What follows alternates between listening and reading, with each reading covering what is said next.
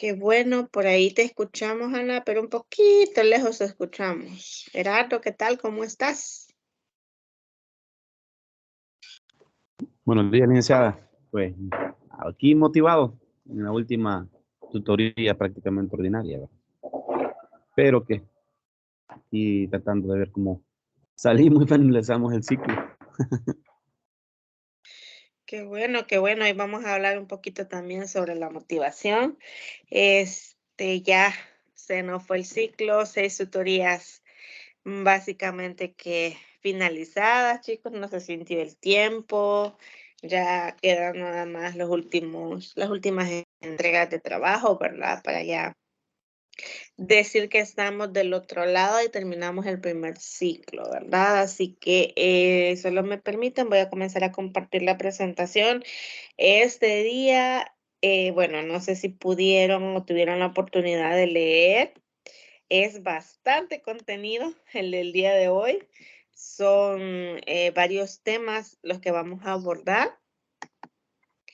Así que es hora de que comencemos porque si no, no nos va a alcanzar el tiempo, porque es bastante lo que vamos a hacer este día, ¿verdad?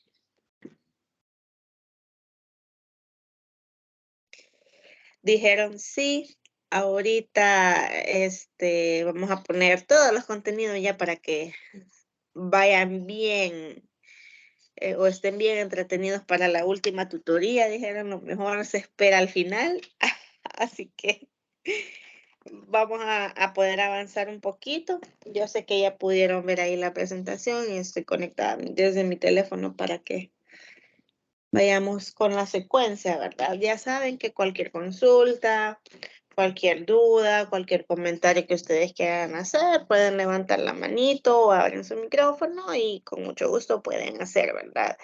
Eh, su aportación. Mencionarles que gracias a Dios, pues ya estamos súper bien de salud. Creo que se me escuchan la voz, ¿verdad?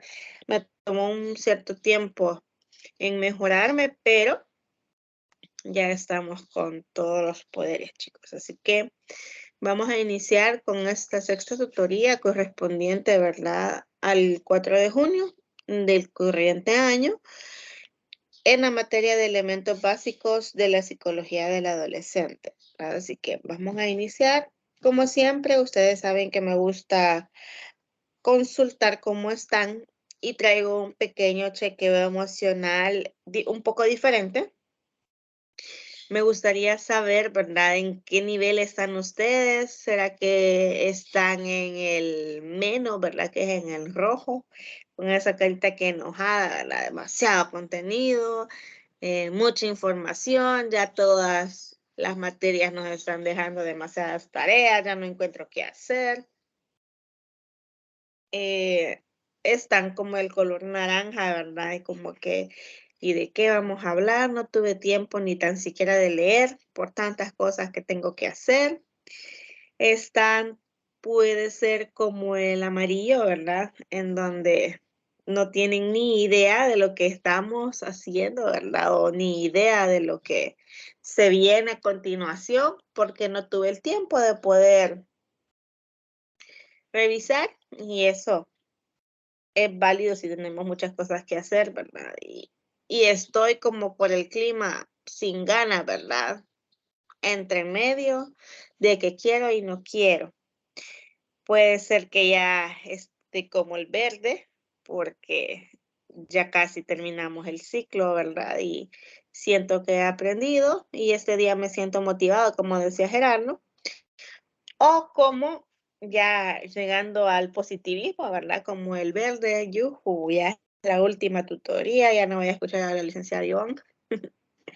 Este, ya no voy a leer tanta teoría, en esta materia, ya no me voy a aburrir tanto y estoy contento porque ya finalizamos hoy. Me gustaría saber cómo están.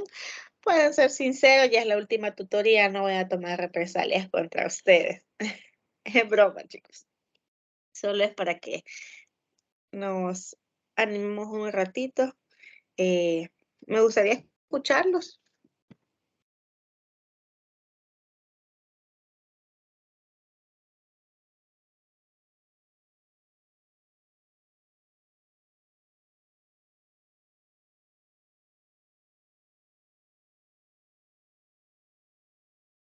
Hola, chicos, se me durmieron. Creo que están entonces como el anaranjado.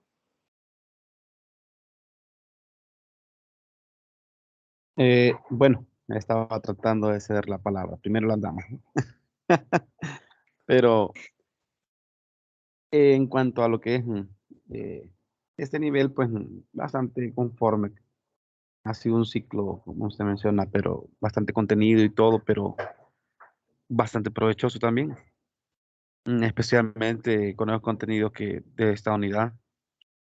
Yo, bueno, la tutoría anterior, la ordinaria anterior, el número 5 todavía no había entrado en el material porque sí estaba atrasado en otra materia. Entonces, pero ya esta semana, anoche todavía, hasta las 12 leyendo. Entonces, pero sí es bastante interesante lo que es el contenido. Esto de la motivación, todo lo que es, todas las herramientas que pueden utilizar para motivar a un estudiante. Incluso aplicarnos a nosotros mismos. Puede ser de bastante provecho a lo largo de todo este proceso de formación. Pero en cuanto a lo pues el ciclo, la verdad, ojalá voy a estar positivo si en otra materia de otro ciclo nos volvemos a encontrar, licenciada. Porque ha sido la interacción bastante interesante, intercambio de ideas, de información, todo que ha sido bastante provechoso para mí. Y agradezco pues el tiempo, incluso como usted menciona, a veces ha estado en algunos lugares que se le ha dificultado incluso conectarse, pero ha hecho lo posible por estar pendiente y no decir, bueno, no, aquí ando, no me agarra señal, así que no me voy a complicar. Ay, vamos a programar para otro día. No, siempre he buscado la manera y el método para poder conectarse, tratar de orientarnos en lo que es una tutoría, ¿verdad? O sea, orientarnos de cómo es el desarrollo de contenido y todo. Y pues me siento satisfecho. Yo, la verdad, este tema de esta materia me ha gustado bastante. Creo que más allá de solo tomarla como una materia que es requisito para seguir en este proceso, no, yo lo estoy tomando bastante en serio porque es algo importante, pues algo fundamental en la formación, en la educación, prácticamente si no se contempla la psicología más, si no considera todos los aspectos que un alumno puede tener, prácticamente queremos tratarlos de manera autómata, pues, que todos tienen que reaccionar de la misma manera, todos tienen que reaccionar porque sí, así lo digo y todo, no consideramos tal vez los aspectos, todos estos factores que, vaya, por ejemplo, lo que era los ensayos, los factores de riesgo, no sé si ya lo pudo leer que yo lo entregué, pero eh, considero que ese factor de riesgo es algo prácticamente que tiene bastante generalidad en la sociedad. Y bueno, todas estas cosas pues que influyen directamente en la educación. Y es bien difícil cuando no se contemplan este tipo de cosas. Por eso yo menciono a veces que tanto maestro, pues, de que lo único que quieren que si el niño pone o no pone atención, de que si el estudiante pues es malo o es bueno, calificarlo definitivamente de un extremo al otro. Como que si no hubiesen, como dicen unos contenidos, ¿verdad? Como que si no hay matices en los que un niño puede estar variando, dependiendo también de las situaciones y el ambiente en el que se encuentre. Así que para mí, creo que esto es algo de lo que se carece mucho en la educación. Esta empatía, esto psicológico que lo ven, no, que estás loco, por eso ya no lo quiero tratar. Entonces, todo esto creo que es algo que es necesario en esta formación educativa. Yo satisfecho, la verdad, como repito. Mm, Lastimosamente acaba el ciclo con esta materia. Eh, La verdad que quisiera que hubiera sido mantenido mucho más. Va a haber un momento que quizás, licenciada, vamos a estar teniendo algo otras tutorías extras, pero así a manera de tratar otros puntos. Ah, pero la verdad agradecido. Yo en esta parte agradecido. Estas tutorías han sido bastante buenas para mí, solamente. Gracias, Gerardo, por tu participación y por tu sinceridad. Créanme que al final de eso se trata. Como ya lo decías, ¿verdad? Por mi trabajo a veces se me hacía complicado, pero sé que también el compromiso era con ustedes. Pero, sin embargo, pues pudimos salir adelante y me gusta que, bueno, de todos los que eran al final solo quedaron ustedes dos, tú y Ana, Gerardo. Entonces, a pesar de que han sido solamente 2 los que se me conectan a las tutorías, una vez creo que se conectó Juan Carlos nada más, han sido provechosas porque ustedes participan, me gustan que den sus puntos de vista, que eso es importante. Sé que es mucha información, siempre nos dice la licenciada Patti, ¿verdad? No, ustedes no tienen que dar clases, nos dice ella, ¿verdad? Ustedes solamente tienen que consultar, preguntar y guiarlos porque ustedes no son docentes directos, dice ella. Entonces, ¿por qué hago esta mención?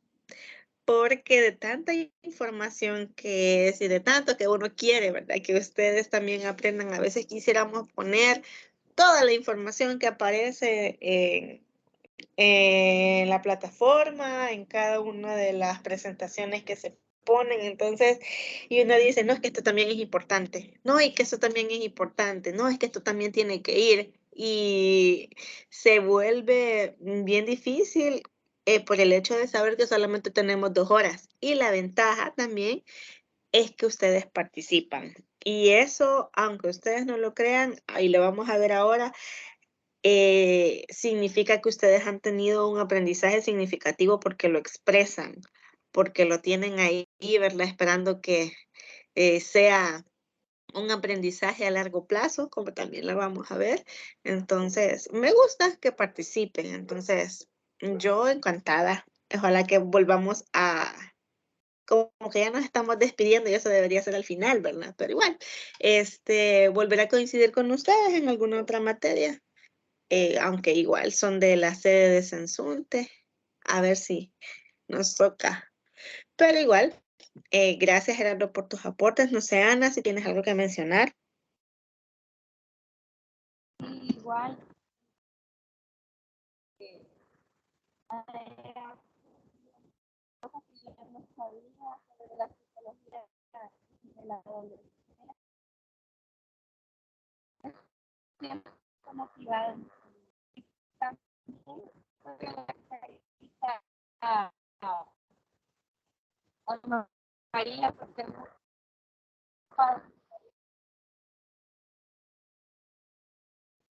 Creo que estás teniendo problemas de audio. No sé si será la señal por cómo ha estado el clima o tal vez donde estás no te agarra muy bien la señal. Tal vez puedes moverte o si no es así, pues si gustas también puedes escribir en el chat. Vamos a estar por ahí pendientes.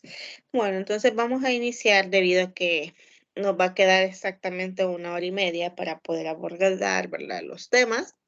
Ya vamos cerrando, ¿verdad? Y vamos con la unidad número 3, en donde ya vamos a hablar específicamente de todas las perspectivas teóricas del aprendizaje, ¿verdad? O sea que pura teoría, pura historia. eh, Podemos mencionar las raíces de donde vienen todos estos tipos, ¿verdad?, de perspectivas, obviamente sus precursores, quienes la desarrollaron. Vamos a hablar de varios pedagogos, vamos a hablar de psicólogos sociales, entre otros. Esto quiero mencionar que si ustedes lo leyeron, también se dieron cuenta de que son varios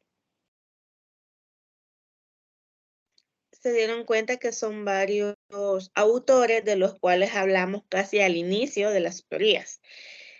Así que se les va a hacer un poquito más fácil comprender, ¿verdad? Solo que aquí, en aquello, creo que fue en la segunda o en la tercera tutoría en donde hablamos, en la segunda creo que fue, donde hablamos, ¿verdad? De Albert Bandura, de Vygotsky, de Piaget, de todos ellos. Entonces, vamos a tocar ya un poco más a fondo qué fue lo que ellos hicieron, ¿verdad? Entre otros, como ya les mencionaba, no pude poner toda la información como tal porque era demasiada.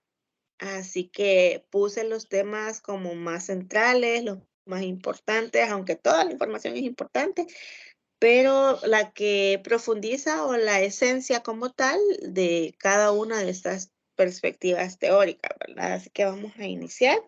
Me van a ayudar, bueno, en el caso de Gerardo me puede ayudar y si Ana, no sé si te moviste por ahí para poder confirmarte el audio.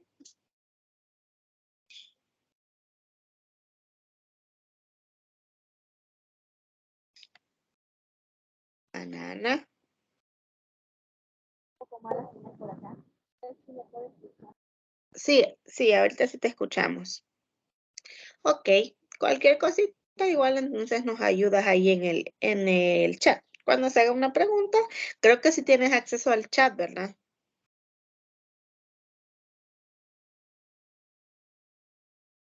Me imagino que sí. Bueno, entonces ahí vamos a estar pendientes. Ok, ahora vamos de lleno a hablar un poquito sobre el aprendizaje social, ¿verdad? Que fue una interesante teoría de Albert Bandura. Este autor murió en el 2019, perdón, hace poco. Entonces, tuvo bastante, pero bastante información y aporte, ¿verdad? A la psicología del desarrollo también y a la psicología social, ¿verdad? La teoría del aprendizaje social se basa en el trabajo que inició Albert Bandura en la década de 1950 en la Universidad de Stanford. Bandura destacaba el modelamiento y el hecho de ver que otras personas recibían reforzamiento o castigo por conductas específicas. Sus primeros trabajos sobre el aprendizaje se basaron en los principios conductuales del reforzamiento y el castigo, aunque añadió un enfoque en el aprendizaje por observación de otros. Cuando aquí hablamos del reforzamiento positivo o castigo, aquí haríamos como si nos metiéramos a una máquina del tiempo, por ejemplo, viajaríamos hacia los primeros precursores de la psicología. Estamos hablando aquí de Watson. También podemos mencionar, porque Watson era un psicólogo que fue el que descubrió, ¿verdad? La parte del reforzamiento positivo, que si se motiva o se da un premio en este caso, ¿verdad? Eh, pues obviamente el reforzamiento o el comportamiento esperado o deseado se repite. Al contrario, que cuando hizo ese experimento, no sé si alguna vez han escuchado sobre ese experimento, eh, cuando hay un castigo, en teoría la conducta no deseada tendría que ir desapareciendo. Entonces, él se basó en eso. Igual, cuando hablamos de condicionamiento operante, había otro gran psicólogo que era Skinner, que él hizo unos experimentos con unas palomas. Entonces, apretando un botoncito, las palomas pues podían comer, digamos. Entonces, ¿cómo él lo aprendió? Nadie le enseñó a la paloma, ni estaba condicionada o estaba entrenada, sino que por medio de ese experimento se dio cuenta, ¿verdad? Que las personas igual, en ese entonces se hizo ese experimento, eh, buscaban la manera de satisfacer una necesidad en ese caso. Entonces, reaccionaba de una manera en la cual se necesitaba, ¿verdad? Para actuar para poder lograr lo que quería. Entonces, por medio de eso, créanme que también podría ser una gran, pero gran historia, ¿verdad? O necesitaríamos una hora extra más para poder hablar de eso, pero se los menciono solo para que vean de dónde viene esa palabra de reforzamiento o castigo, ¿verdad? Bien, podría ser de esos dos precursores de la psicología que son de los primeros que hablaron o dieron a conocer estos términos como tal. Pero también Bandura dijo, ¿verdad?, que tiene que ver con la observación, o sea, con la imitación. Si yo veo que alguien es agresivo, en este caso, por ejemplo, o lo que hablábamos en otras tutorías, el niño o niña o adolescente va adquiriendo las mismas conductas en relación a lo que ve. Entonces, el aprendizaje para Bandura se basaba también en la observación.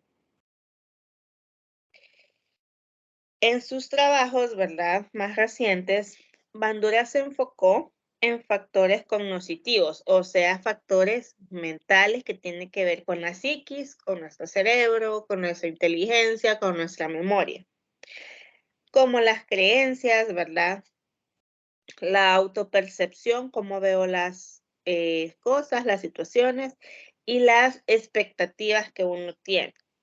De manera que, su teoría ahora se conoce como teoría cognitiva social. Esta teoría establece una distinción entre el aprendizaje activo y el aprendizaje vicario.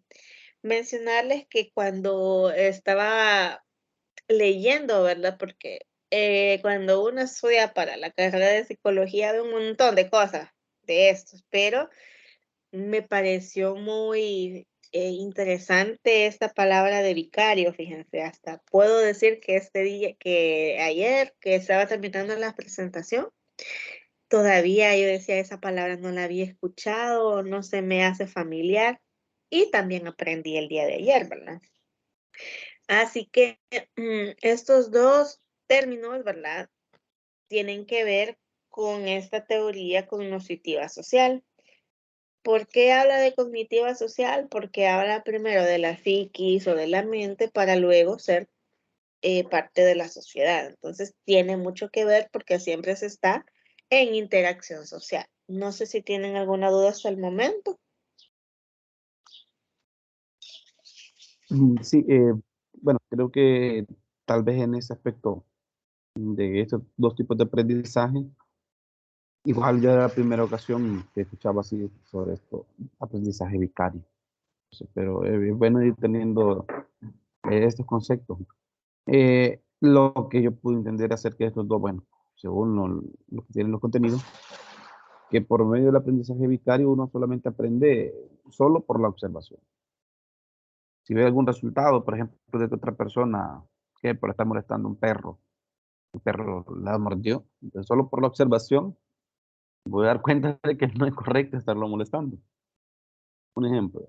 Pero, por ejemplo, ya en el aprendizaje activo, ya es como que si yo lo aplicara, como que si yo estuviera realizándolo. Y por medio de mi propia experiencia, voy a tener ese aprendizaje. Por ejemplo, que si yo hubiera sido esa persona que estaba molestando al chucho y haya sentido yo esa mordida, me va a quedar de experiencia no estar molestándolo otra vez. Algo así es lo que logro entender acerca de estos dos aprendizajes. Sí, excelente ejemplo el que acabas de poner, Gerardo, porque aquí se dan los dos tipos de aprendizaje. Puede ser que estén dos niños, ¿verdad? O como dices tú, ¿verdad? Y vieron al perro y quieren jugar, por ejemplo, con el perro, uno no sabe. Entonces, uno de ellos llega, le tira una patada, porque para él quizás jugar, ¿verdad? Es tirarle una patada, jalarle las orejas o jalarle la cola, pero como nunca ha tenido quizás una experiencia con algún perro o quizás de haberle jalado la cola, pegarle o algo en ese sentido, viene él, le jala la cola, ¿verdad? Y el perro no le gusta y digamos que lo muerde, por ejemplo. Al final, este fue un aprendizaje activo para él, porque lo vivió, ¿verdad? Fue fue parte de la experiencia. Y el otro niño que no hizo nada, pero estaba a la par de él y vio que el perro lo mordió y comienza a llorar, obviamente él sabe que llorar es en ese sentido porque lo golpearon, ¿verdad? Es porque le dolió, entre otras cosas. Entonces ahí también está aplicando el aprendizaje vicario. ¿Por qué? Porque solamente lo está haciendo por observación. Ese ejemplo estuvo muy, muy acertado, Gerardo. Entonces, hablando sobre el aprendizaje activo, ¿verdad? Ahí por ahí lo puse, aprender haciendo, es aquel que se logra al poder realizar y experimentar las consecuencias de sus propios actos, porque como lo mencionábamos, fue una consecuencia del hecho de que como le jalé la cola, el perro me mordió o el perro mordió al niño. Entonces él sabe que y ya le quedó, y más si lo mordió fuerte o lo botó fuerte, y ya el niño sabe o tiene la capacidad de comprender lo que es el dolor, lo va a asociar a lo malo, ¿verdad? Entonces, ya va a saber que no tiene que andarlo haciendo porque como consecuencia, pues, lo van a morder o otras.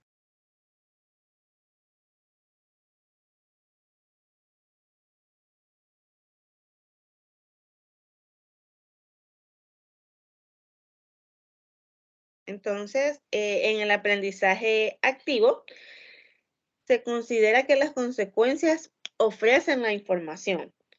Nuestra interpretación de las consecuencias crea expectativas, ¿verdad? A partir de una experiencia, nosotros decidimos si se hace o no se hace. Y esto no aplica solamente a la parte negativa, sino que aquí habla de consecuencia como sinónimo de un resultado. Porque puede ser otro ejemplo de un aprendizaje activo. Sí, ¿verdad? Tenemos el parcial de elementos básicos. Y como yo le entendía a la LIC todo lo que decía, yo participaba, no voy a estudiar, ¿verdad? Me voy a ir así de un solo. Salen todas las preguntas que uno ni tan siquiera se acordaba, ¿verdad? No sabe, y se queda al final. Que podría ser de que se recuerde de lo que habíamos estado hablando, lo explique en sus propias palabras y al final salga que salió súper bien. Entonces dice, bueno, no estudié, pero como asistía a las tutorías, leía y participaba, de esa manera pues se me quedó la información. Y no estudié, pero fue un aprendizaje activo porque me dio como consecuencia o como resultado. Aquí no quiero que eso se malinterprete, que solamente son aspectos negativos, sino que esa palabra aparecía ahí, ¿verdad? Pero sí, podemos poner como sinónimo el resultado de una situación, ¿verdad? Que ha creado expectativas, como menciona aquí, y que también en algún momento puede afectar o puede contribuir a la motivación y moldea las creencias de aprendizaje activo. Ahora bien, vamos con la parte del aprendizaje vicario. Y ya lo decías tú, Gerardo, es aquel que ocurre al observar a otros. Por lo que con frecuencia también se le llama aprendizaje por observación y si lo queremos tener todavía más claro, imitación. Si la gente aprende observando, entonces debe enfocar su atención, construir imágenes, recordar, analizar y tomar decisiones que afecten el aprendizaje. Muchas personas aprenden solo viendo. Yo todavía no tengo como toda la capacidad de poder hacer eso, ¿verdad? Pero hay algunos que sí aprenden viendo. Y cuando ya intentan hacer, ¿verdad? Algo ya en la práctica, hablemos, por ejemplo, de alguna habilidad manual, pues ya como estuvieron viendo, consultaron, preguntaron y se fijaron bien en todos los detalles y no solamente lo han visto una vez, sino que varias veces, ellos ya emprenden, ¿verdad? A poder realizar la habilidad manual y también les resulta de manera positiva. Entonces, él hablaba sobre estos dos.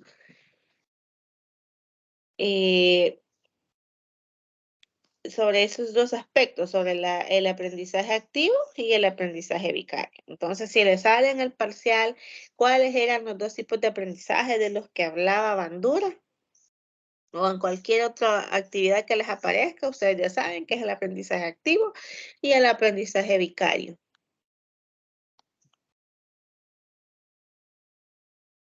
Ahora vamos a abordar un poquito más, poniendo ejemplos también, ¿verdad? Sobre elementos del aprendizaje por observación, porque como él habla de esos dos, pero se enfoca un poquito más en la parte de la observación.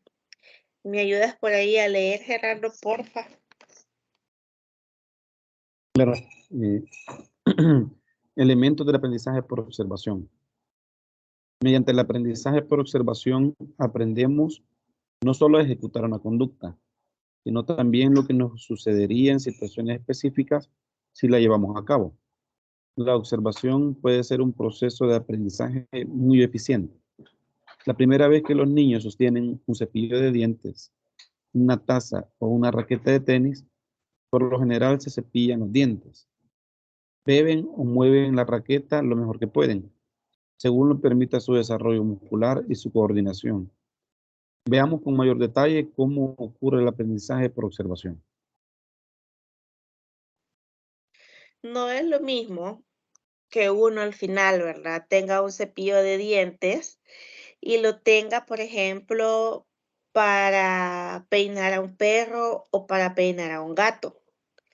¿Por qué?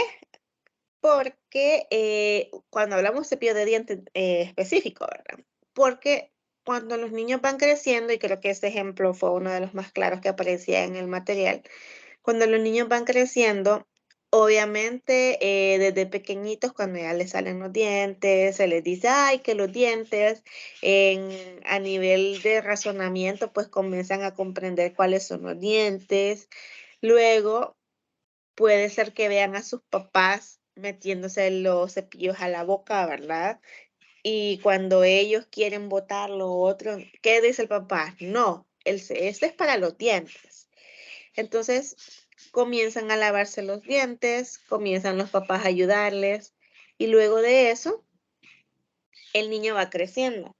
Y como ya ha tenido toda la parte del razonamiento, ¿verdad? Ya comprendió que el cepillo de dientes directamente es para los dientes, entonces comienzan a agarrarlos ellos solitos y de manera automática el cerebro trabaja y no se lo ponen en la cabeza ni en los ojos, sino que de un solo a la boca. ¿Por qué? Porque ya en algún momento se lo mencionaron y él también está viendo que la mamá o el papá lo está haciendo.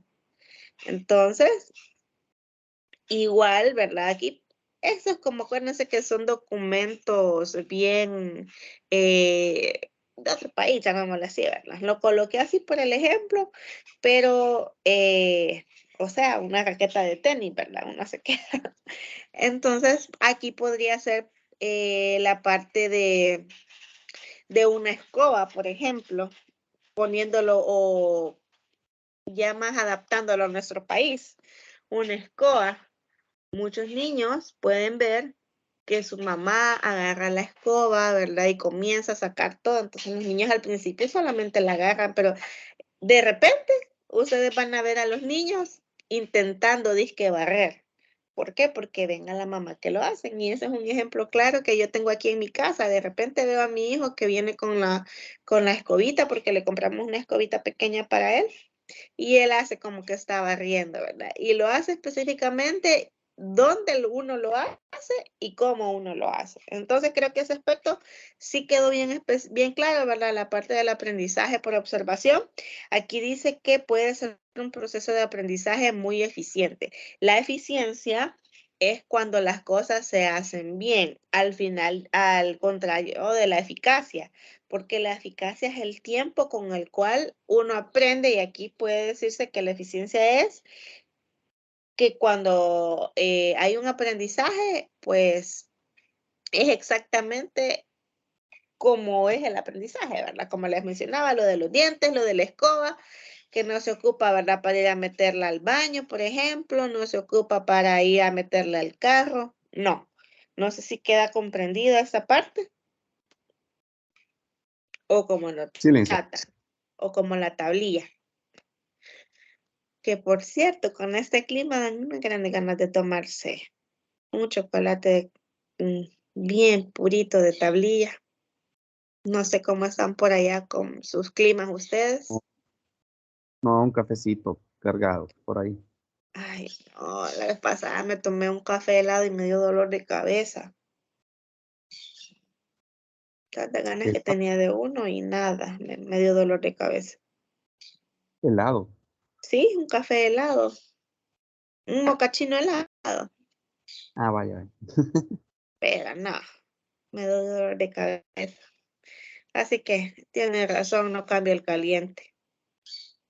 Ok, ahora vamos a abordar 4 aspectos muy importantes. Como les mencionaba, yo decía, no me gusta cargar, soy de las que no me gusta cargar las diapositivas, pero ay, sí tengo que ponerlas todas porque todas están importantes, decía yo. Entonces aquí hubo una disputa para saber qué información colocar y qué no, porque todas importantes, pero no podía colocarla todas, si no, no íbamos a terminar ahora. Bandura señala que el aprendizaje por observación incluye 4 elementos y estos elementos son muy importantes también. En el número 1 está la atención. Para poder aprender mediante la observación es necesario poner atención, o sea, estar concentrado, porque la atención a eso se refiere aquí, ¿verdad? La concentración, estar dispuesto a, por medio de la vista, concentrado para poder estar observando, viendo atentamente. Porque a veces es como cuando nos quedamos, ¿verdad? Que estamos disque en clases, digamos en clases presenciales, y nos quedamos viendo directamente al docente o a la pizarra o a la computadora, pero nuestra mente está en otro lado. Ahí no hay, ¿verdad? Atención. 2, la retención. Para imitar la conducta de un modelo, es necesario recordarla. En la fase de retención del aprendizaje por observación, la práctica nos ayuda a recordar los elementos de la conducta deseada como la secuencia de los pasos, como el ejemplo que poníamos de alguna habilidad manual, por ejemplo, hacer una pizza. Entonces yo estoy viendo, quizás he estado viendo videos, he estado platicando con alguien, y directamente, ¿verdad? Quizás entré a trabajar a una pizzería y veo cómo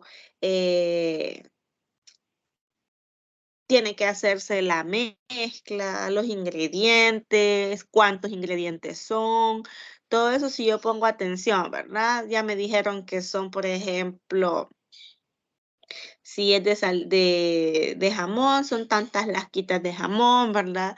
Y vas a ponerlo después de tal cosa y uno está solamente viendo. Entonces, en el tema de la retención, ya cuando me toca a mí, me dijeron que primero va esto, luego va esto, luego va esto, y por último se mete al horno y se espera tanto tiempo. Entonces la conducta deseada al final era crear la pizza, pero como solamente lo estaba viendo aquí, ya en la retención, como yo voy recordando todos los pasos que me dijeron, ya la voy haciendo. Entonces, esa es la conducta que yo quiero, hacer la pizza y como seguí los pasos tal cuales eran, ahí está. Entonces, la voy realizando. Y luego entramos en la tercera, que es la generación de la conducta. Una vez que sabemos cómo se realiza una conducta, aquí estamos hablando del ejemplo de la pizza, ¿verdad? Y recordamos los elementos o pasos, es probable que aún no la realicemos con precisión. La práctica hace que la conducta sea más precisa y que el individuo gane la experiencia. Obviamente a la primera vez no le va a salir exacta, ¿verdad? Puede salir que le salga grumosa, que no le salga redonda, que le salga quizás no puso bien los ingredientes, desalada, entre otras cosas. Pero a medida va pasando, la práctica es quien lo va a ir mejorando, ¿verdad? Y luego está la última parte, que es la motivación y el reforzamiento, en donde podemos adquirir una nueva habilidad o conducta mediante la observación, aunque es probable que no llevemos a cabo esa conducta hasta que exista cierta motivación o incentivo para hacerlo. En este caso, si todavía no me sale, ¿verdad? Y ponen un incentivo de que el que venda más pizzas y las haga aquí y las haga allá, puede en este caso ganarse un mejor premio. Entonces, ahí ya está motivando y estamos reforzando. ¿Por qué? Porque en el reforzamiento entra en la parte de la conducta, ¿verdad? O de la habilidad que estamos haciendo, lo que estamos realizando. ¿Por qué nos salió este tema o este ejemplo de la pizza, por ejemplo, ¿verdad? Es para que lo podamos comprender mejor, pero esto también se aplica a conductas específicas que tienen los niños, niñas y adolescentes, como por ejemplo las matemáticas, ¿verdad?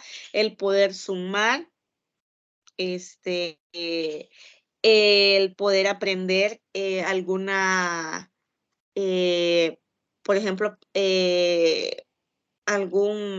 se me escapó la palabra, cuando tocan algún instrumento también aplica para ellos. Aquí hablamos de todo tipo de aprendizaje porque en todos los sentidos se puede aprender. ¿Queda clara esta parte?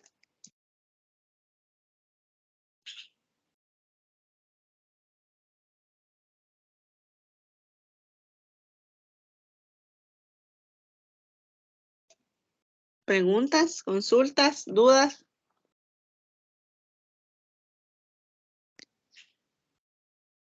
Nada. Ok, seguimos entonces. Bueno, hablamos ya, ¿verdad? De Bandura, que estos eran pues, lo más, la esencia de todo el documento, ¿verdad? Que hablaba de Bandura. Ahora vamos a hablar un poco sobre la teoría cognoscitiva. Y vamos a abordar, ¿verdad? Que la perspectiva cognoscitiva considera el aprendizaje como la ampliación y la transformación de la comprensión que ya sabemos, y no como el simple registro de asociaciones en los espacios en blanco del cerebro. En vez de recibir influencia de manera pasiva de los sucesos ambientales, la gente activamente elige, practica, pone atención, ignora, reflexiona y toma muchas otras decisiones mientras persigue metas. Esto puede ser de manera consciente o de manera inconsciente, chicos. Gracias al desarrollo continuo del cerebro, especialmente conforme va madurando la corteza prefrontal, que en otras tutorías hablamos que la corteza frontal, ¿verdad? O sea, la frente literal, es la parte encargada de qué hemos hablado.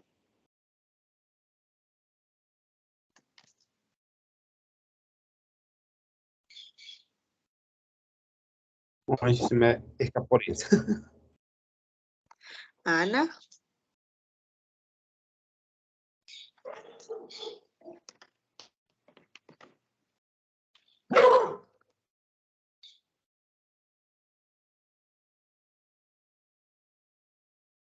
Ana, ¿estás por ahí?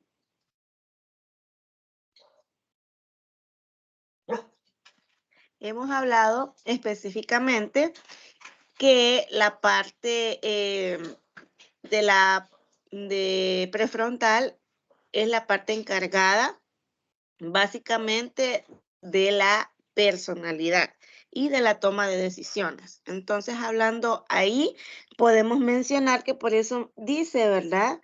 De que va conforme en la parte madura de la corteza prefrontal. Los niños se vuelven más capaces de integrar experiencias pasadas y presentes por lo mismo. Solamente me permiten un segundo.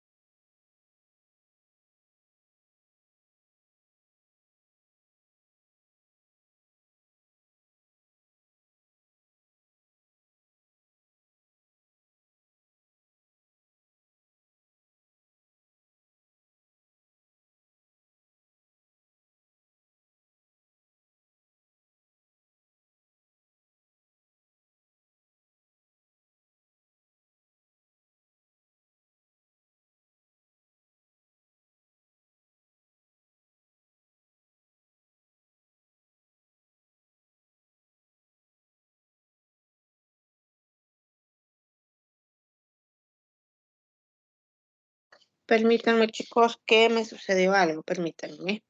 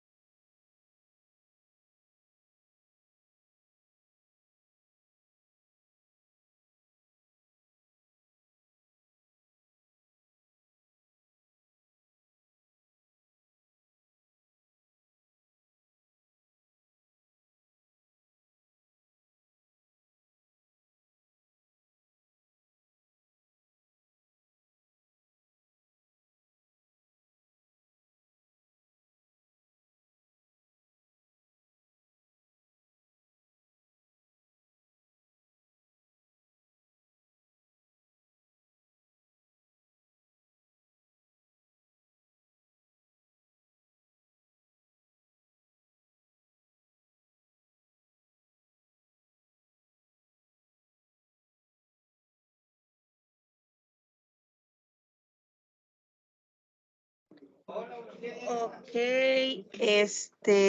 bueno, permítanme que es que vino un compañero mío y necesitaba una información, pero se la estaba dando.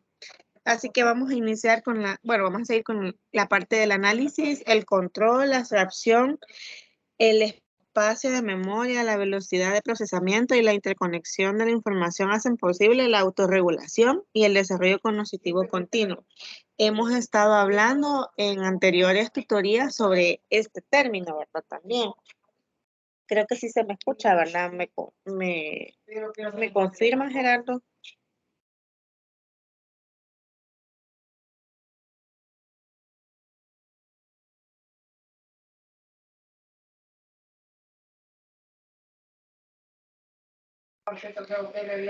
Muchos de estos cambios y desarrollos del cerebro implican conocimientos y un elemento clave en la perspectiva cognitiva.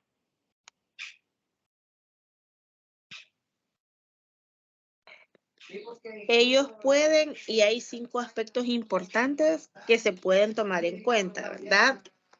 Hablando de estos cambios del desarrollo y elementos de la perspectiva cognitiva, integrar, dice el primero, el presente con el pasado para poder vincular una experiencia previa con algo que se le está ocurriendo en el presente, ¿verdad? Que yo siento que ya lo viví, siento que ya pasé por esto y está sucediendo hoy en el presente. Entonces, a eso se refiere.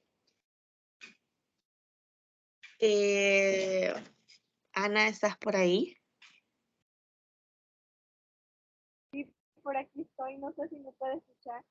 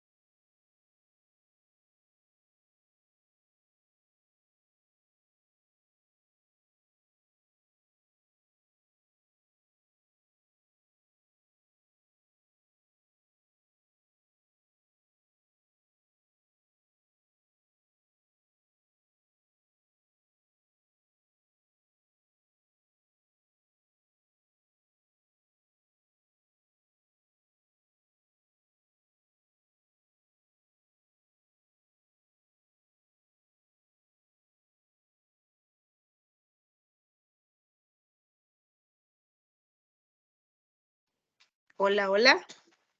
Ok, sí se escucha. Anticipar el futuro es lo número 2. Los niños desarrollan una idea mejor de lo que significa más pronto y más tarde, ¿verdad? Aquí van haciendo referencia hacia eso. Entender la causalidad. Si les ocurre algo con lo que no están familiarizados, los niños de 7 años y mayores generalmente desean saber por qué. Es en la etapa en la donde preguntan por qué, ¿verdad? Basarse en categorías semánticas. Los niños cada vez organizan y recuerdan más sus experiencias utilizando palabras y redes de significados. Como recuerden que al final han ido aprendiendo, tienen esos esquemas mentales marcados sobre lo que significa el no o el sí, y en qué sentidos aplican el no y el sí. No hagas eso o si hagas esto, entre otros aspectos.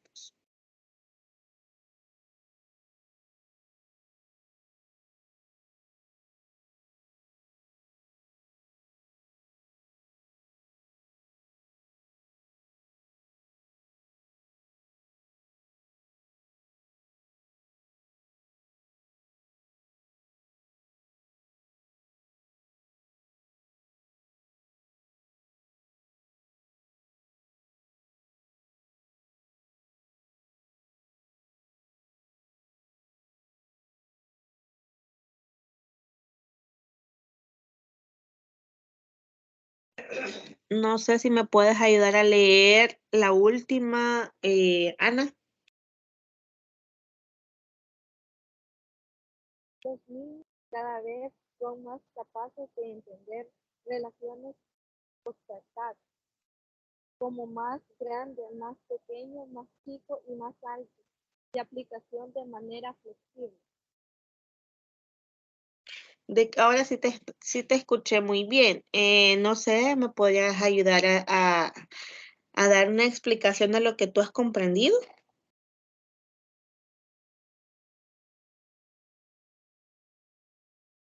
Bueno, los niños aprenden sobre cómo ver, ¿verdad? Aprenden sobre la manera de la observación.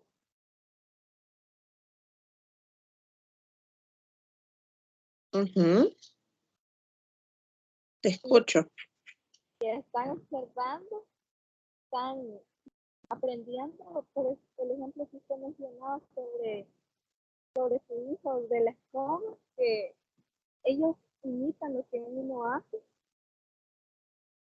eso es todo.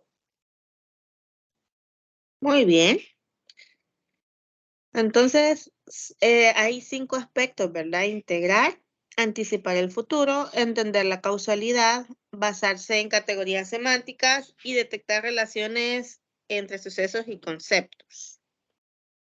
Ahora, la memoria desde la perspectiva cognitiva, la perspectiva del aprendizaje se basa en el estudio de la memoria y se clasifica en 3 tipos. La memoria sensorial, memoria de trabajo y la memoria a largo plazo. Vamos a ver qué es la memoria sensorial. ¿Me ayudas a leer? ¿Qué es la memoria sensorial? Capacidad de registrar información a través de los sentidos. Aquí se almacenan todos los recuerdos que fueron captados por algún de nuestros sentidos de manera muy breve, ya que no los podemos recordar por mucho. Los principales sentidos que trabajan en la memoria sensorial son los de la visión y el oído.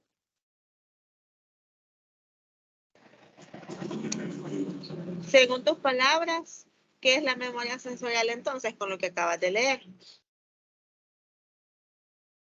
Tiene que ver con la visión y el oído, sobre la observación y el escuchar. ¿Será que solo con esos sentidos podría ser o podría ser con otros sentidos? Podría ser el desgaste como por ejemplo, aprender a hacer una pescarla, hacerla, amasarla con las manos, es otro sentido que me saca. Además de la visión y el oído, como por ejemplo escuchar los ingredientes o también observar con los ojos. Muy bien, sí lo has comprendido. Ahora, ¿me ayudas a leer la de la memoria de trabajo?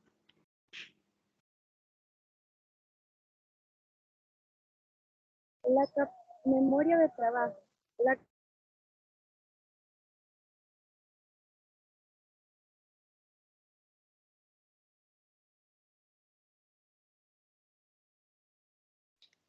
No te escucho.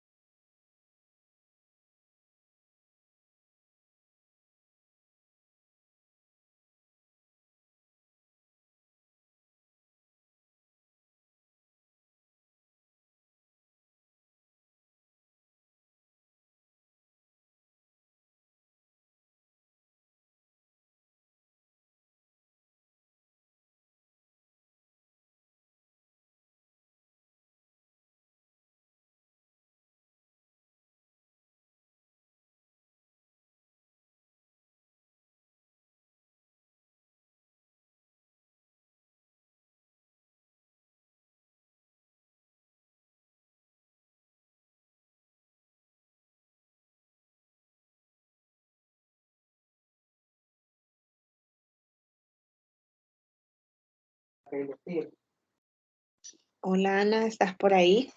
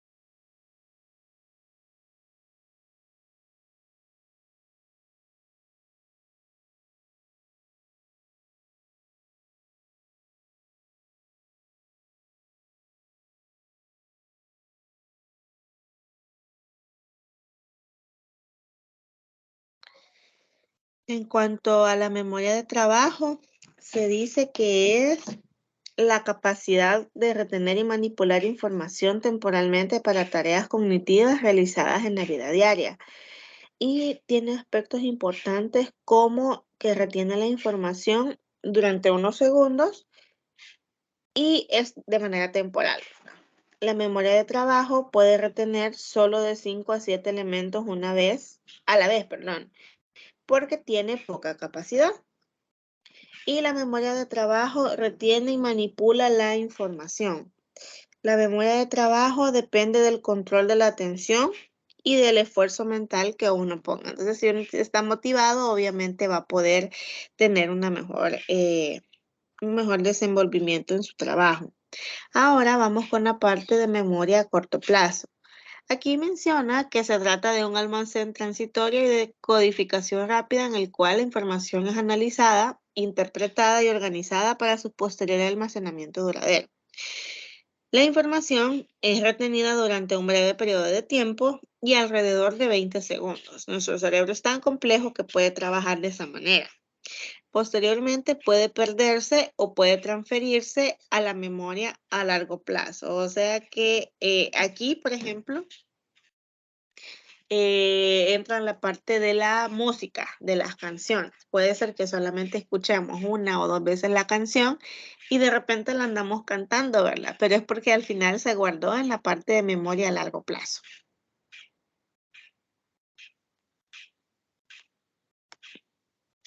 Ahora vamos a ver sobre la perspectiva constructivista del aprendizaje.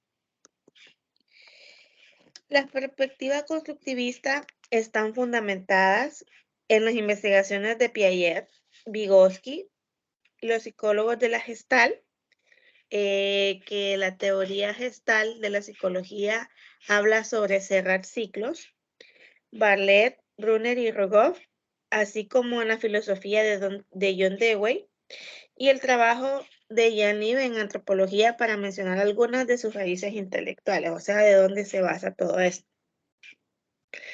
Muchas teorías psicológicas incluyen algún tipo de constructivismo, ya que manejan la idea de que los individuos construyen sus propias estructuras cognitivas mientras interpretan sus experiencias en situaciones particulares. Esos constructivistas psicológicos, ¿verdad?, están interesados en la forma en que los individuos construyen ciertos elementos de su aparato cognitivo o emocional, hablando directamente de la psique, ¿verdad? Puesto que estudian los conocimientos, las creencias, el autoconcepto o la identidad de los individuos, en ocasiones se les llama constructivistas individuales o cognitivos, así se les llama. Entonces, de esta manera, estos investigaciones, ¿verdad?, han tenido que ver con estas raíces intelectuales de las que estamos mencionando, que es la perspectiva constructivista del aprendizaje. En contraste, por ahí vamos a hablar un poquito sobre Piaget, ¿verdad? Jean Piaget. El enfoque psicológico constructivista o cognitivo del teórico Jean Piaget, él era psicólogo y pedagogo, se interesa menos por las representaciones correctas, ¿verdad? Y aparecen ahí entre comillas porque va a depender.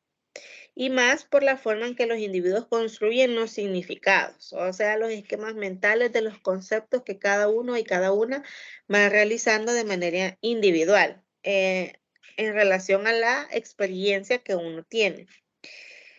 Piaget propuso que conforme los niños se desarrollan, su pensamiento se vuelve más organizado y adaptativo y se vincula menos con acontecimientos concretos.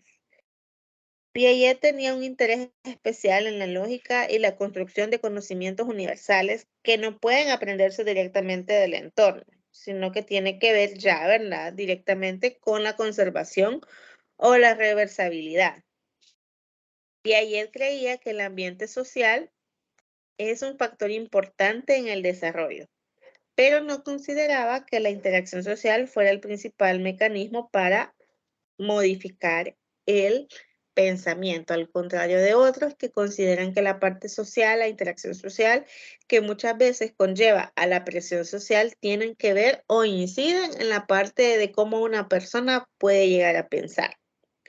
Un problema de este enfoque es que, llevados al extremo del relativismo, todo conocimiento y todas las creencias son iguales porque se trata de percepciones individuales válidas. Esto tiene algunas implicaciones problemáticas para los educadores. Aquí, como decía Gerardo al inicio, no todos los niños y todas las niñas adolescentes aprenden de la misma manera. 1. Y 2, tampoco se relacionan o tienen el mismo método de aprendizaje que la mayoría. Entonces, así sucede con este tipo de enfoque. Ahora vamos a hablar de uno que en particular me dio mucho dolor de cabeza en la universidad, pero que hizo grandes aportes, ¿verdad? Porque es un teórico, definitivamente este psicólogo tiene muchísima teoría y él parte de la cultura. Él menciona que la cultura tiene mucho que ver, y ya lo vamos a ver, ¿verdad? Más adelantito, con la manera del aprendizaje en una persona. Y vamos a hablar de Vygotsky. Él nació el 17 de septiembre en Rusia. Fue un psicólogo, ¿verdad? Propulsor de la teoría cognitiva en los niños. Trabajó con niños ciegos, sordos y con retraso mental. También destacó la interacción social del niño con los adultos para su aprendizaje, y él enfatiza que los adultos deben dirigir y organizar el aprendizaje del niño. Obviamente tiene que ser como un tutor, ¿verdad? Guiando a estos niños, niñas y adolescentes. Él habló sobre la teoría sociocultural y estableció, ¿verdad?, que el niño interactúa con el ambiente y que éste es inseparable de este. O sea que sí, todo el tiempo, como somos seres sociales, estamos relacionándonos con el ambiente. Para comprender el desarrollo cognitivo del niño, debemos conocer los procesos sociales, históricos y políticos que lo están formando. O sea, la educación que le está brindando en casa, que se le está brindando en la escuela y la misma sociedad. Vygotsky, ¿verdad? Él decía que los niños desarrollan su aprendizaje mediante la interacción social, o sea, mediante la comunicación, mediante ellos están jugando, platicando y todo lo que tiene que ver con la parte social, ¿verdad? Así adquieren y mejoran sus habilidades cognitivas, porque no solo lo hacen a nivel social, sino que también intelectual. Las actividades que se realizan de forma compartida permiten a los niños interiorizar las estructuras de pensamiento y comportamentales de la sociedad que les rodea. Entonces, estos niños interiorizan estas estructuras, ¿verdad? ¿Por qué? Porque ahí hablamos de pensamiento directamente, pensamiento y luego el comportamiento. Sobre los métodos de desarrollo que este tenía, ¿verdad? O él puso, está, ¿verdad?, el método lúdico, que era la forma de participar en la cultura, el método individualizado, ¿verdad?, en donde adopta ideas que consideraba adecuadas para cada miembro de la sociedad. ¿Por qué? Porque no todos aprendemos o actuamos de la misma manera, sino que cada uno en su individualidad actúa en relación a cómo considera.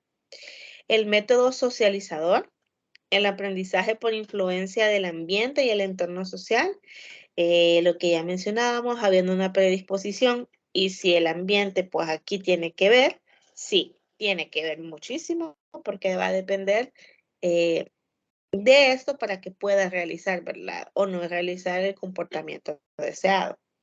Y el método tradicional, el adulto como educando, o sea, siempre constantemente en aprendizaje. Dentro de las funciones mentales, él mencionaba que habían dos tipos, las superiores y las inferiores. Las superiores se adquieren y desarrollan por medio de la interacción social, y son mediados por la cultura. Ahí es donde entra ya básicamente lo que él mencionaba, ¿verdad? Que la cultura tiene muchísimo que ver en todo esto. Y las inferiores, pues nacemos con ellas y se determinan genéticamente. Están compuestas por la memoria, la atención y la inteligencia básica, o sea, todo lo que ya traemos de fábrica podemos mencionar. Entonces, esas son las inferiores y las superiores, que es la parte externa. Ahora vamos a hablar un poco sobre la motivación escolar. El término de motivación escolar se deriva, ¿verdad? O el término de motivación, perdón, del verbo latino movere, que significa moverse, poner en movimiento o estar listo para la acción.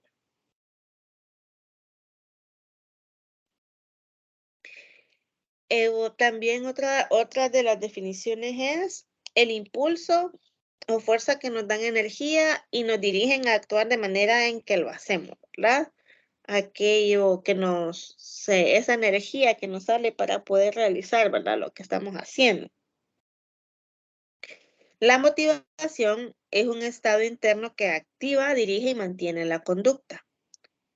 Es un constructo que se emplea para poder explicar la iniciación, dirección, intensidad y persistencia del comportamiento, especialmente de aquel estado,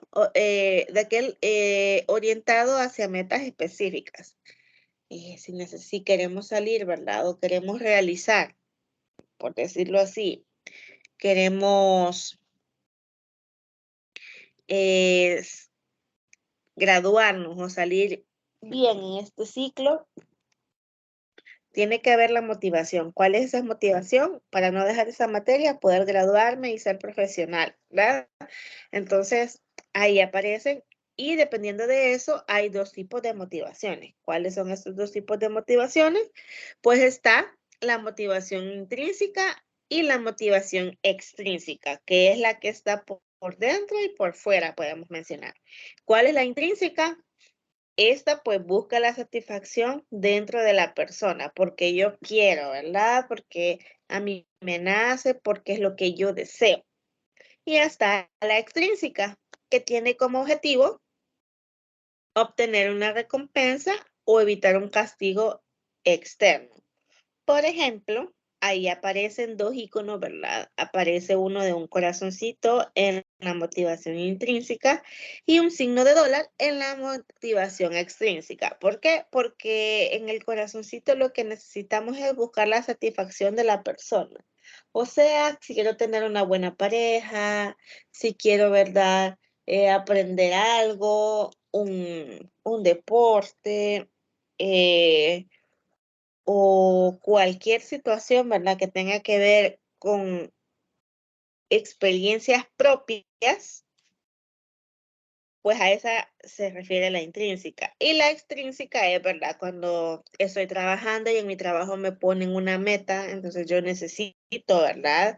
Por las necesidades que tengo, necesito ganarme ese premio, ganarme esa recompensa, ganarme esa comisión. Entonces, si no, me pueden poner una acción de personal o si no, me pueden despedir. Entonces, a eso se refiere la motivación extrínseca.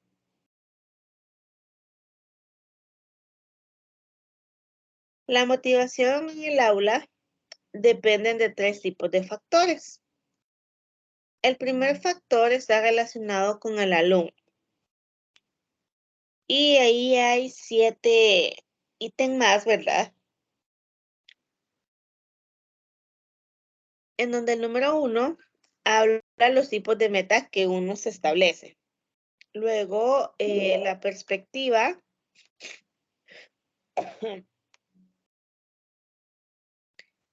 Luego, la perspectiva asumida ante el estudio, ¿verdad? Luego, en el número 3, son las expectativas de logro que este niño o niña tiene.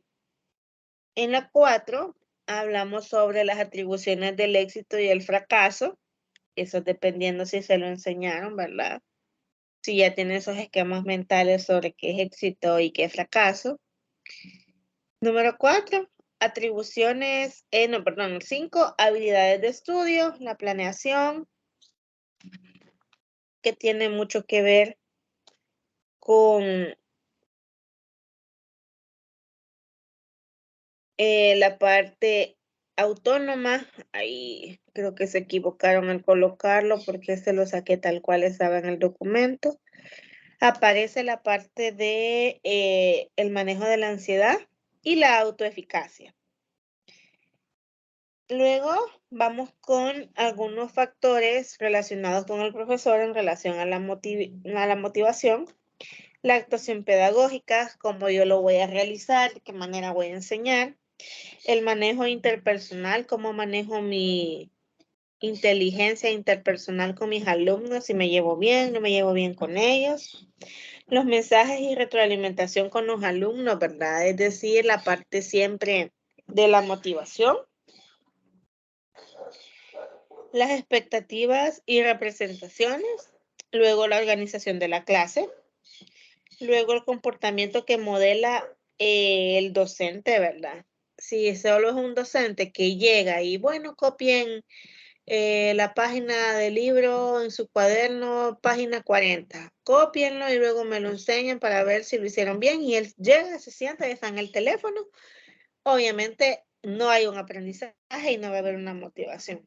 Por el contrario, si un docente hace alguna dinámica antes de iniciar, luego da el tema, lo hace de una buena manera que los niños, niñas, adolescentes puedan comprender, y después hace preguntas, y para hacer esas preguntas pues hace alguna dinámica y da algún premio. No tiene que ser tangible el premio, sino que puede ser palabras de motivación como que, bueno, lo hiciste súper bien, entre otros ejemplos que se pueden colocar, ¿verdad? Y la forma que recompensa y sanciona a los alumnos, lo que acabo de mencionar, ¿verdad? No es necesario muchas veces un estímulo físico, y aquí voy a comentar una situación. Por ejemplo, cuando estaba en la universidad vimos o tuvimos que hacer más bien un experimento sobre el reforzamiento positivo, de lo que hemos estado hablando. Entonces, el reforzamiento positivo nosotros lo hacíamos de dos maneras. Tomamos dos alumnados diferentes de dos escuelas diferentes, siempre de la misma del mismo salón, solo que eran dos escuelas diferentes, el mismo grado en dos escuelas. ¿Y qué era lo que hacíamos? Viendo si el reforzamiento positivo podía cambiar el resultado de poder aprender. ¿Cuál era el resultado positivo en una escuela? Pues les entregábamos bombones o dulces a los niños, ¿verdad? Y a todos los niños que se porten bien, o a todos los niños que realicen lo que estábamos diciéndole que hagan, le vamos a dar un bombón. Entonces, en un grupo, a los niños se les daba los bombones. Y en la otra escuela, en el otro salón, también hacíamos refuerzo positivo, pero no era de manera tangible, sino que era por medio de palabras. O sea, lo hiciste muy bien, felicidades, vamos a darnos muchos aplausos. Entonces, al final salió, ¿verdad?, de que ambos eran refuerzos positivos. Y es más, las palabras, al final, con esos estudiantes, pues demostramos. Sí, no hay ningún problema, Ana. Yo comprendo. Igual vas a poder ver la grabación después. Creo que Gerardo igual se tuvo que salir. No hay ningún problema, pero creo que sí se escucha, ¿verdad?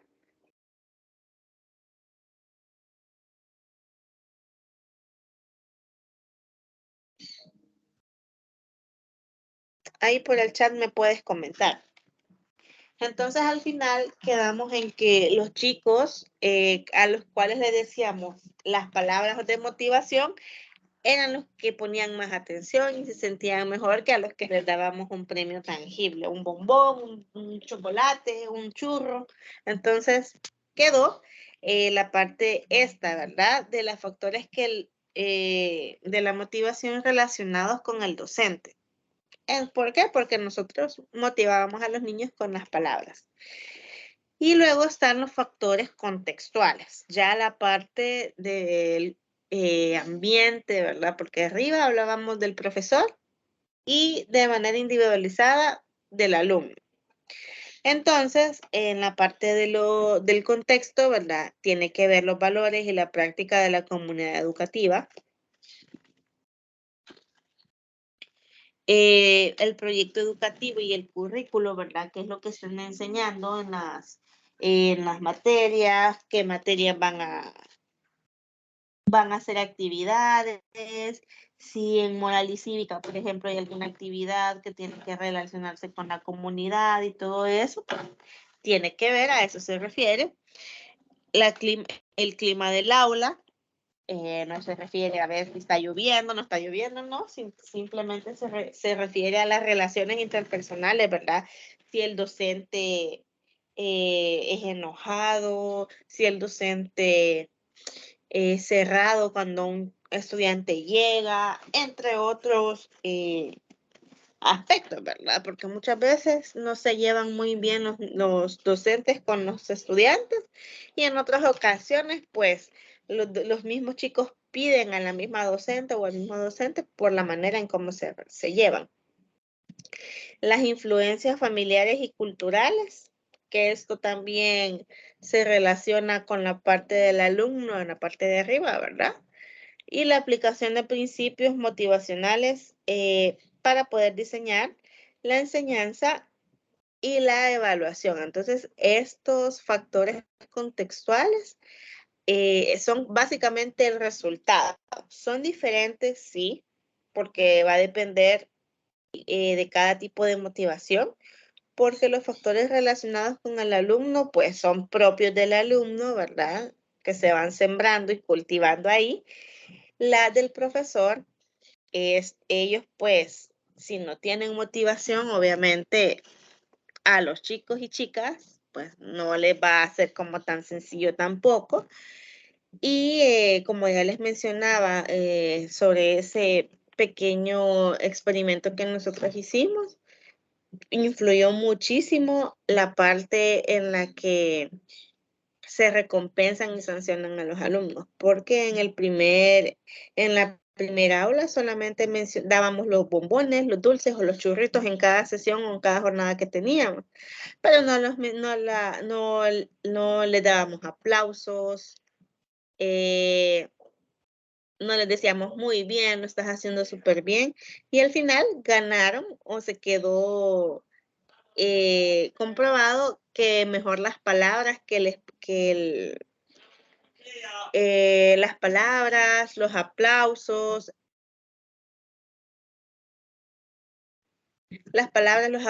y entre otros aspectos, pues los abrazos también, porque ellos nos abrazaban, influían de una manera más positiva que cuando solamente les dábamos los bombones. Bueno, terminamos la clase y todos lo hicieron bien y hasta ahí tomen cada uno su bombón. O a veces solamente terminamos, eso es todo, chicos, nos vemos hasta la próxima. Y ellos bien sencillo, solamente estiraban la manita y a mi compañero les pasaba dando el dulce. Y a veces no habían ni palabras de elogio ni palabras de motivación, entonces ahí tiene que ver. Entonces, hablando ya en esos factores contextuales, esa aplicación de principios motivacionales para poder diseñar la enseñanza y la evaluación. Puede ser que no sea una evaluación escrita, ¿verdad? Específicamente un examen. Puede ser de que les mencione que tengan que hacer un experimento. Puede ser que también el docente busque otra manera, una dinámica para poder hacer preguntas, por ejemplo, grupos, ¿verdad? Y que por medio de esa dinámica, pues, hagan 5 preguntas, por ejemplo, y dependiendo de cuántas preguntas contesten, así va a ser de manera grupal la nota. Todo eso tiene mucho que ver para poder diseñar la enseñanza y entra en la parte del currículo. Bueno, esta materia creo que ustedes la van a ver ya el siguiente ciclo, fundamentos del currículo. en donde ahí se abarca todo. Currículum no tiene nada que ver con currículum, que es el currículum vitae, donde están todos los datos personales, toda la información para poder aplicar a un trabajo o la hoja de vida. No, el currículo del que nosotros hablamos en educación tiene que ver con todas esas estrategias, con todos esos procesos a seguir para que el proceso de enseñanza-aprendizaje sea oportuno y sea eficiente. Aquí tiene que ver desde la materia, desde las evaluaciones, desde las dinámicas que se pueden utilizar, qué pasa si una persona tiene algún tipo de discapacidad. También en esa materia, como yo también, gracias a Dios, también la doy, hablamos sobre las necesidades específicas, ¿verdad? Para poder brindar la información o la educación a los niños. Se llama necesidades educativas específicas, perdón. Así se llama, se deletrea NEE, necesidades educativas específicas para este tipo de personas. Entonces, y ahí en la parte de la evaluación es donde dicen, ese es buen docente o este docente no, ¿verdad? Ojalá que le tocara tal docente a mi hijo el otro año. A eso se refiere cuando habla de principios motivacionales para diseñar la enseñanza y la evaluación, porque siempre se va evaluando la parte, ¿verdad?, de todos los contenidos, no de los no exámenes, sino que de cómo se ha abordado con los estudiantes. Ahora ya para ya ir cerrando, Gerardo, regresaste. Sí, licenciada, disculpe, es que me tocó salir y se me olvidó que no andaba la cosa. Me desconectó y me Sí, no hay tardé un ningún poco. problema. Igual, la grabación ahí va a estar, ¿verdad? Para que la puedas volver a ver. Solamente habíamos estado tocando temas, por ejemplo, de la motivación intrínseca y la extrínseca, que eso igual lo tocamos en la jornada, en la tutoría que tuvimos entre todos, ¿verdad? El día martes. La motivación intrínseca busca lograr la satisfacción dentro de la persona. Le mencionaba por ahí a Ana que tiene que ver, ¿verdad? Si te fijas ahí, hay un corazoncito. Entonces ahí habla no de la parte emocional, ¿verdad? Sino que de la parte individual como ser humano, que es lo que a mí específicamente me motiva, pero desde adentro. Por ejemplo, sacarme una buena nota, a mí me va a hacer sentirme satisfecho con lo que estoy haciendo y me va a motivar a poder seguir estudiando, ¿verdad? Y la motivación extrínseca, que tiene como objetivo obtener una recompensa o evitar un castigo externo. Y si te fijas por ahí, también hay un signo de dólar, por ejemplo, y ahí poníamos el caso, ¿verdad? De cuando si trabajamos en ventas, por ejemplo, o trabajamos en alguna otra institución y nos han pedido que lleguemos a una meta específica y que si llegamos a una meta específica vamos a recibir un premio, ¿verdad? En efectivo podría ser un premio de un viaje, un vale de comida. Entonces buscamos esa recompensa como tal, que el mismo sistema o el contexto social nos genera. Entonces esa ya depende más de los factores externos, de los factores fuera. Entonces de eso estábamos hablando, haciéndote una pequeña retroalimentación. También tocamos, ¿verdad?, sobre qué era la motivación en específico.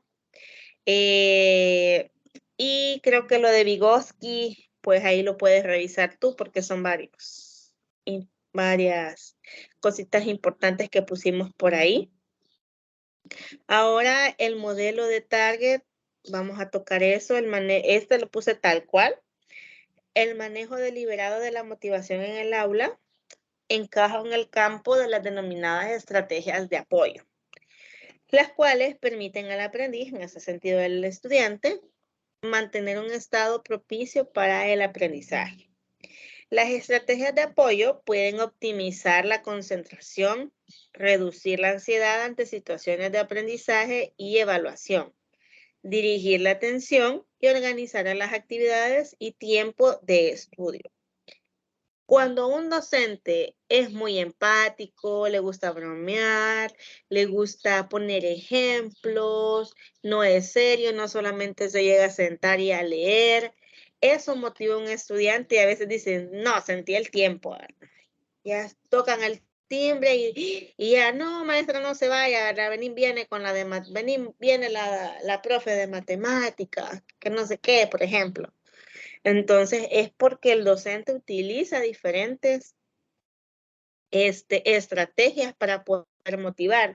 Le mencionaba a Ana el ejemplo de dinámicas, que hay un sinfín de dinámicas y díganmelo a mí, que yo, gracias a Dios, por mi experiencia laboral, me sé 1.000.000 de dinámicas, gracias a Dios.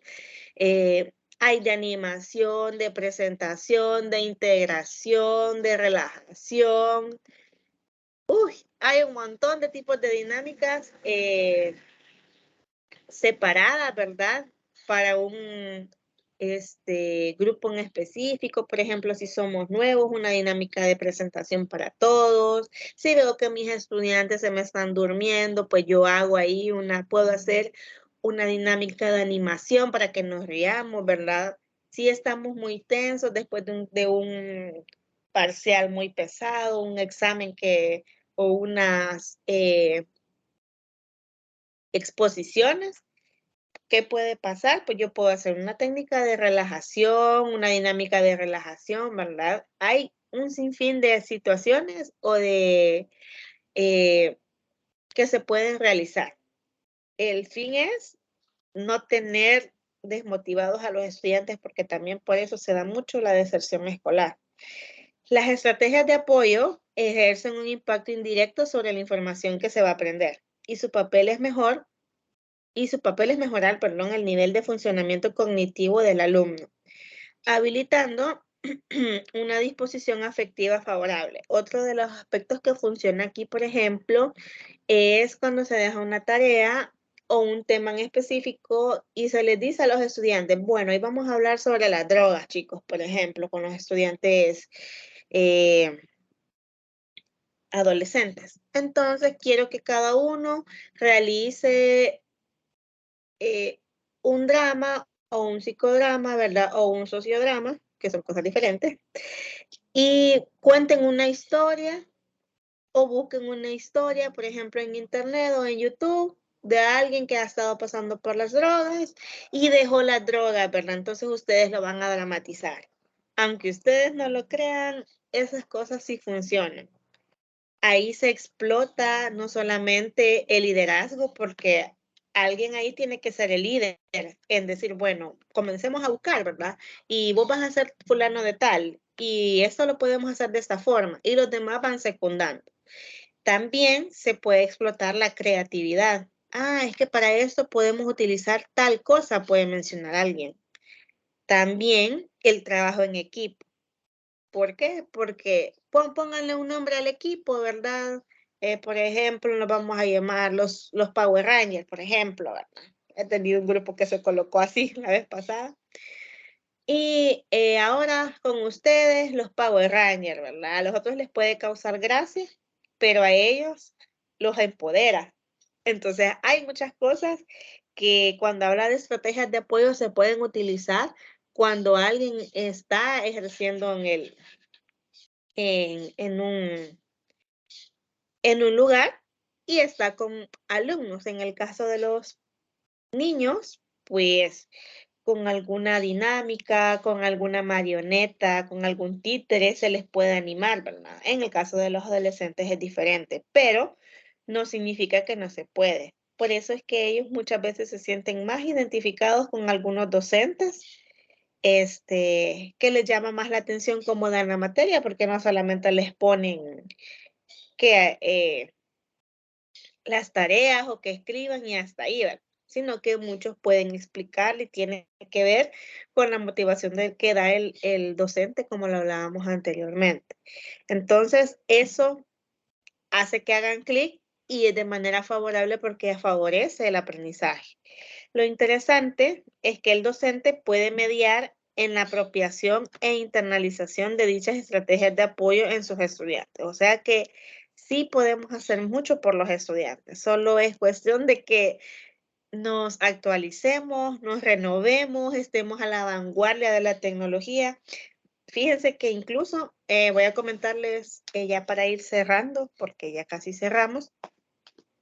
Tuve la oportunidad el año pasado de trabajar con todos los, sí, el año pasado fue, con todos los docentes del sector público. Había, no sé si se dieron cuenta, de una capacitación sobre habilidades socioemocionales que dio el Ministerio de Educación. No sé si se dieron cuenta sobre eso.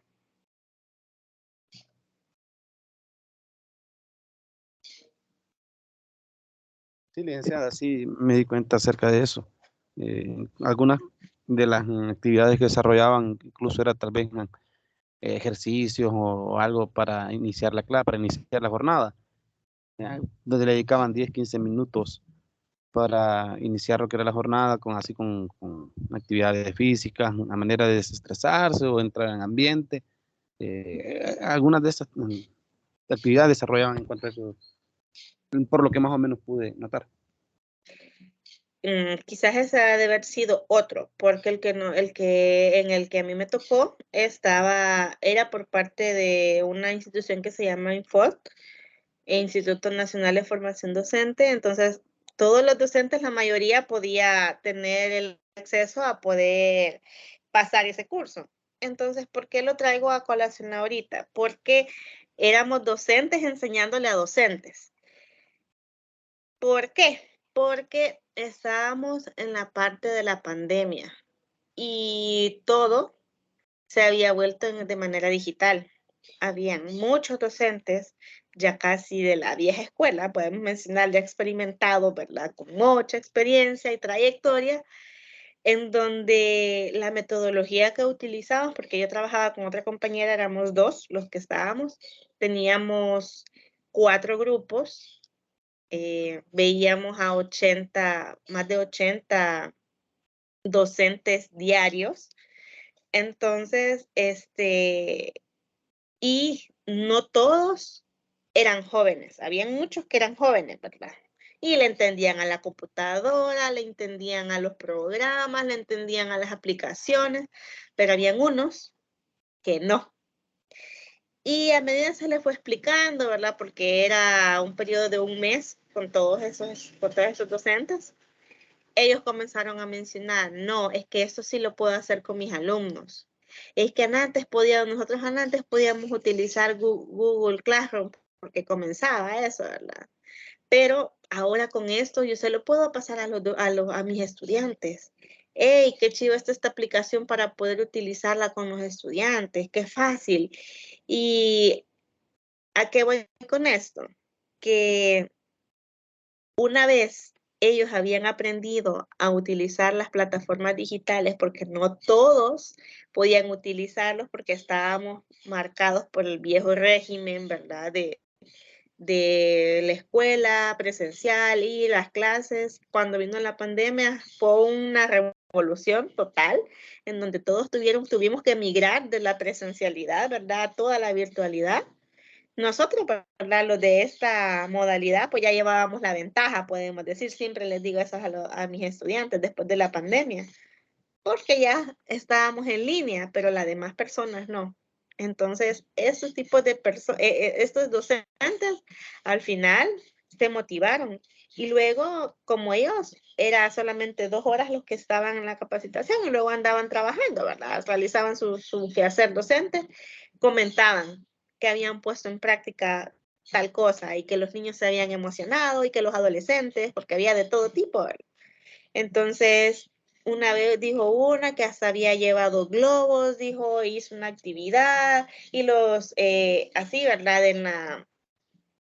De manera virtual, había colocado globos en la pared y les había dicho que iban a celebrar no sé qué cosa y todos los demás niños estaban desde sus teléfonos, tablets o computadoras, o sea, no era nada presencial.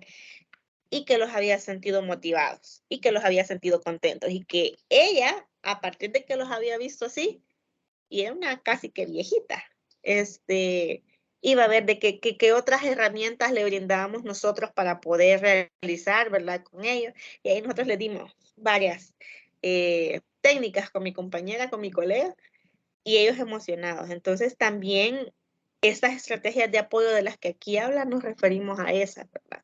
Dinámicas, diversas situaciones que podemos colocar, ¿verdad? Para que los estudiantes puedan aprender y eso al final ayuda a la motivación.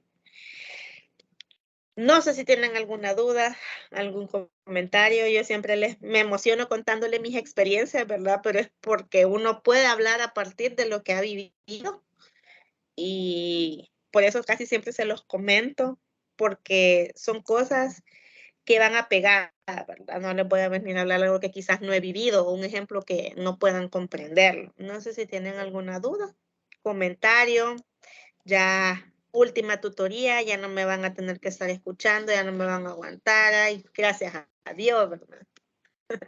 No sé, algo que quieran mencionar. Sí, bueno, creo que a lo largo de la trayectoria que va teniendo en las labores, es bien complicado. Bueno, por ejemplo, usted como tiene lo que es el trabajo del punto móvil, tiene el trabajo también de estar en la tutoría como tutora y no sé qué otro también, pero es bien gratificante el que comparta tal vez las experiencias porque eso nos puede servir bastante a nosotros para futuro. En realidad, la había confundido que, por ejemplo, a eso de socioemocionales, algo también se utilizaron al principio, bueno, antes de la pandemia, con los estudiantes, de manera como para hacerlos entrar en ambiente y en confianza en la escuela. Al inicio de la jornada le daban 15 minutos para eso, pero igual sí también me di cuenta en cuanto a eso que tenían esas capacitaciones los docentes. Eh, bueno, creo que, como usted mencionaba, nosotros teníamos una cierta ventaja con esto de la virtualidad y es bien difícil tal vez para los docentes que de golpe tuvieron que empezar a usar la computadora, que tuvieron que empezar a usar de pie ya Classroom, Meet o la herramienta que creyeran conveniente. Pero muchos salieron adelante. Como menciona, algunos pensaban, ¿verdad?, que iba a ser imposible que ellos utilizaran las herramientas, pero también lo lograron. Entonces, no, todo esto es aprendizaje para nosotros del día a día. Y en cuanto, como le decía al principio, esta cátedra a mí me ha gustado bastante. Y pues es algo fundamental a mi manera de ver en este desarrollo para nosotros, en esta formación para futuros docentes. Yo solamente puedo agradecerle mucho todo el tiempo que nos ha dedicado. Bueno, creo que todavía tenemos que estarla molestando durante estos días, porque como decía la licenciada Patti, de repaso, voy a terminar la tutoría así, pero ordinaria, pero todavía nos queda hasta finalizar el ciclo. Todavía tenemos la tarea que es el artículo, ¿verdad? En esa sí yo tengo un par de dudas todavía, así que no, licenciada, todavía nos han librado de nosotros. Ustedes no se han librado de mí todavía. Entonces, yo infinitamente agradecido por todo el tiempo y la dedicación que nos ha dado pues, en cuanto a lo que es estos contenidos y todo el desarrollo, el tiempo que se ha dado para ir, digamos, hasta cierto punto a nuestro tiempo. Por ejemplo, en algunas tutorías ordinarias, bueno, preparaba la presentación y tal vez no la terminamos, porque algunos tutores pueden decir, no, que tengo que terminar esta presentación de sí o sí. Y que ha corrido todo, pero no tomaban el tiempo que usted nos ha dado, porque a veces en la presentación se quedaba, digamos, a medias y la dejamos para la de repaso, a manera de poder interactuar, de abordar algunas inquietudes y todos esos aspectos. Entonces, yo, como le repito, muy agradecido con usted y pues ojalá o tengamos la oportunidad de volver a coincidir en otra cátedra. Ahí el mérito no es para mí, Gerardo, porque eso de que puede ser mucho contenido, ¿verdad? Y yo puedo venir aquí a leer y ya estuvo. Pero, como tú dices, terminar el contenido, a veces no lo terminábamos, pero no era porque yo me extendía, sino era porque ustedes participaban. Entonces ahí el mérito es para ustedes, porque se notaba que leían y se notaba que querían participar y al final siento que se sentía cálida, ¿verdad? La parte en la que lo sentíamos como conversadito, platicadito y contábamos o mencionábamos lo que nosotros considerábamos. Entonces ahí sí, me lavo las manos, como dicen, ¿verdad? Sino que el mérito es para ustedes, porque si ustedes no hubieran participado, pues esto hubiera también sido un poco más aburrido y tedioso, porque casi todo es teórico. Entonces, de mi parte, agradecerles por su dedicación. Todavía nos hace falta, como dicen, ¿verdad? Cualquier cosa, yo estoy a la orden para cualquier situación, ¿verdad? Para cualquier duda, comentario sobre las tareas que todavía están pendientes. Como ustedes quieran, de cualquier manera puedo ayudarles. Igual, ustedes saben que ya les quedó mi número por ahí. También pueden guardarlo y si en alguna otra asignatura, y siempre se lo digo a mis estudiantes, yo casi siempre soy de las que me gusta dejar las puertas abiertas, ¿verdad? No solo porque terminó el ciclo hasta ahí, ¿no? Si en algún momento necesitan ayuda en otra materia, alguna entrevista o algo, consulta o algo que no comprendan, pues pueden escribirme con toda confianza y yo con mucho gusto pues les voy a aportar. Puede ser que en el momento no les conteste porque a veces me toca por los viajes y mi trabajo y todo, pero tengan la seguridad de que en algún momento, no un año después, ¿verdad? Pero sí les voy a poder contestar. Pero si necesitan de mi ayuda en algo, en alguna otra materia, contenidos, cuenten conmigo. Por ahí dice Ana, yo también comparto lo que mencionó el compañero, muy agradecida por lo mucho que aprendí. Dice, no aprendieron de mí, yo solamente soy una tutora, ustedes se pusieron las pilas para poder leer y aprender, ¿verdad? Y aquí solamente facilitamos el aprendizaje. Y por último, pues les traigo una pequeña reflexión, porque sé que me imagino que no sé si tienen más tutorías o se tienen hasta la 1, con métodos les toca, ¿verdad? Me toca a mí también. Ahorita vamos con comunicación oral, ¿no? Ok, entonces solamente les dejo esta pequeña reflexión. Si quieres triunfar, no te quedes mirando la escalera. Empieza a subir escalón por escalón hasta que llegas hasta arriba. ¿Por qué? De materia en materia, de ciclo en ciclo y de año en año van a lograr sacar, ¿verdad? Su licenciatura y su profesión, y ahí los voy a ver. Tal vez ustedes me le dan clase a mi hijo, uno no sabe, ¿verdad? Me los manden para aquí, para San Miguel, o qué tal si me voy por algo para allá, para Sensultepec o en algún lugar. Uno no sabe con quién puede coincidir en la vida. Así que muchas gracias, chicos. Cualquier cosa, saben que me pueden escribir y la grabación pues la van a poder ver siempre por ahí. Así que tengan un feliz día, feliz tarde.